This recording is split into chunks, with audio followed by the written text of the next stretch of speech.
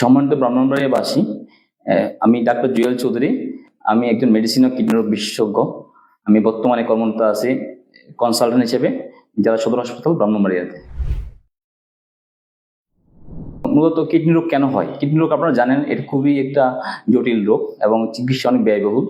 তো আমাদের মূলত দেখতে হবে যে কি ধরনের কিডনি রোগগুলো হয়, কি রোগগুলো আমরা দেখি, এবং সবচেয়ে বড় ইম্পর্টেন্ট যে কিভাবে কিডনি রোগ প্রতিরোধ করা যায়। তো কিডনি রোগের মূলত হচ্ছে ডায়াবেটিস থেকে সবচেয়ে বেশি কিডনি রোগ হয়, হাই ব্লাড প্রেশার থেকে হয়, ব্লাড প্রেশার দেখে।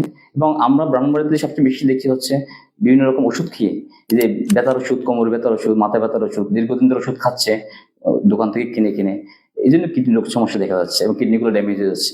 এবং অ্যান্টিবায়োটিক খাচ্ছে বিভিন্ন রকম, মানে কোন ডাক্তারের প্রেসক্রিপশন ছাড়া।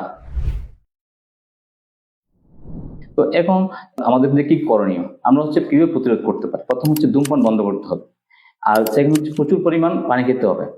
ব্যথার ওষুধ পারতপক্ষ পরিহার করতে হবে ডাক্তারের পরামর্শ ছাড়া। কথায় কথায় অ্যান্টিবায়োটিক খাওয়া যাবে না। এবং ডায়াবেটিস নিয়ন্ত্রণ রাখতে হবে, হাই প্রেশার নিয়ন্ত্রণ রাখতে হবে। এবং রোগীদের কি করণীয়? প্রতি 6 মাস পর্যন্ত কিডনি চেক করতে হবে। কিছু পরীক্ষা অল্প, মানে কিছু টাকা পরীক্ষা করলে কিন্তু কিডনি রোগটা শুরুতে ধরা যায়। যেমন হচ্ছে কিছু প্রস্রাব পরীক্ষা, ব্লাড পরীক্ষা করলে এবং ডায়াবেটিসটা চেক করলে, হাই ব্লাড প্রেশার চেক যদি কন্ট্রোল থাকে, তাহলে কিডনি রোগ প্রতিরোধ করা সম্ভব।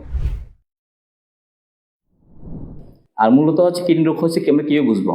প্রস্রাব কমে যাওয়া, কোমরে ব্যথা, খাবার অরুচি, মুখ ফুলে যাওয়া, পা ফুলে যাওয়া, এগুলো হলে আমরা বুঝতে পারবো যে কিডনি রোগটা হয়। কিন্তু কিডনি রোগের সবচেয়ে বেশি হচ্ছে কিডনির শুরুর দিকটা কিন্তু অত বেশি মানে উপসর্গ দেখা যায় না। সুতরাং উপসর্গ দেখা হয় যখন কিডনিটা অনেকটা ড্যামেজ হয়ে গেছে তখন।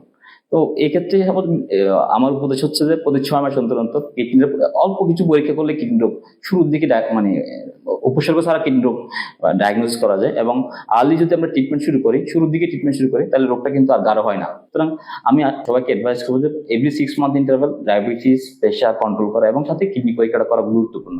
আমি বর্তমানে নতুন যে লাইব্রেরি হয়েছে সেখানে প্রতি বুধবার থেকে রবিবার পর্যন্ত অ্যাভেলেবল আছে। এবং আপনারা কোনো কনসালটেশনের জন্য, কোনো পরামর্শের জন্য নতুন পাইকপাড়া লাইব্রেরিতে যোগাযোগ করতে পারেন।